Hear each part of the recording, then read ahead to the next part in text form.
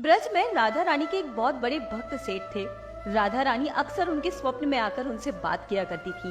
एक दिन उन्होंने अपने घर में भंडारा किया जिसमें पूरे गांव को आमंत्रण दिया। श्री जी का दरबार लगाया गया और भंडारे में ढेर सारे लोग आए और राधा रानी के नाम पर सबने कोई न कोई दक्षिणा दी और भर पेट खाना खाकर चले गए। एक पंगत उठती और दूसरी बैठ जाती। ये क्रम चल ही रहा था कि खाना खाने गांव का एक चोर आ गया, जिसे जब चाहे तब किसी न किसी चोरी के इल्जाम में पकड़ लिया जाता और फिर उसकी पिटाई की जाती। सेठ जी ने जैसे ही उस चोर को देखा उसे खूब खरी खोटी सुनाई और खाना खिलाए बिना ही वापस भेज दिया। अब रात में राधा रानी सेठ के स्वप्न में आई और बोली, तुमने मेरे परम भक्त को आज भोजन क्यों नहीं दिया? तब सेठ जी बोले, श्री वो चोर है, उसे क्यों खाना खिलाऊंगा मैं?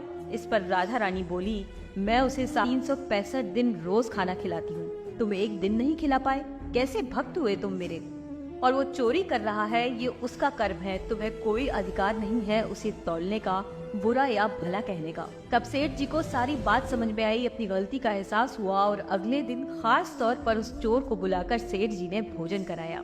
इस संदर्भ से सीखने मिलता है कि हम इंसान कोई नहीं होते किसी और को तौलने वाले। ईश्वर का न्याय ईश्वर पर छोड़ देना चाहिए। हमें किसी के बारे में अपनी राय बनाकर किसी को बुरा या भला बिल्कुल नहीं कहना चाहिए। तो कहिए राधे राधे।